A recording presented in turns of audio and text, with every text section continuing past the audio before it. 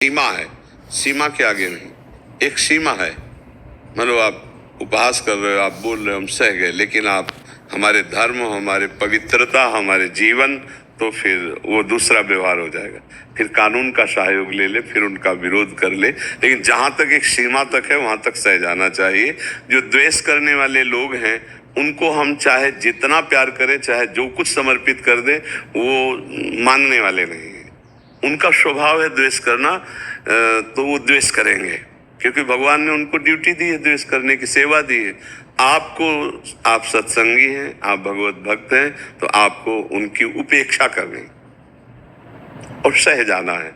क्योंकि अगर हम वैसा व्यवहार करेंगे तो उनमें और हम में अंतर क्या रह जाएगा। और हमारे शांत व्यवहार से उनका उग्र व्यवहार कहीं ऐसी जगह फंसा देगा कि उनको बराबर का दंड मिल जाएगा।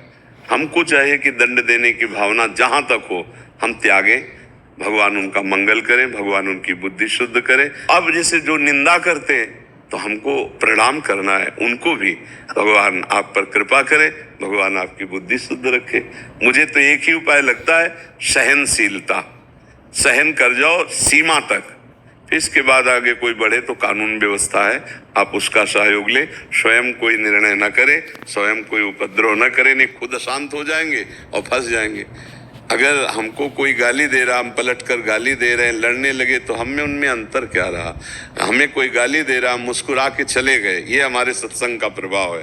तो उसका स्वभाव है गाली देना, और किसी ऐसे को गाली देगा जो एक गाली पे 100 गाली दे के थप्पड़ जमा देगा उसको।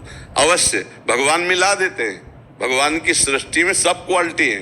अगर आप जैसे सोचो कि मैं इसको क्षमा कर दूंगा तो बढ़ जाएगा, हाँ बढ़ जाएगा, पर वो ऐसी जगह पिटेगा, ऐसी जगह उसका व्यवहार बन जाएगा, ऐसी जगह फंस जाएगा कि उसको उत्तर मिल जाएगा। आप चुप हो गए, उसको उत्तर भगवान दे देंगे। इसलिए हमें लगता है हमारी सलाह में, अध्यात्म की सलाह में, तो जहां तक हो सहन करना चाहिए और उनके प्रति भी अच्छा भाव रखना चाहिए, उनके प्रति भी बुरा भाव न रखें, क्योंकि उनकी बेचारे की बुद्धि वैसे ही खराब है, द्वेष कर रहे हैं, और हम चाहें कि वो नाश हो जाए तो ऐसा नहीं, उनका मंगल हो, वो अच्छे भाव से चले।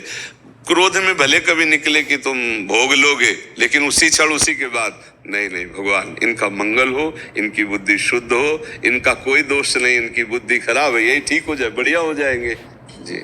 अनिल चौधरी जी।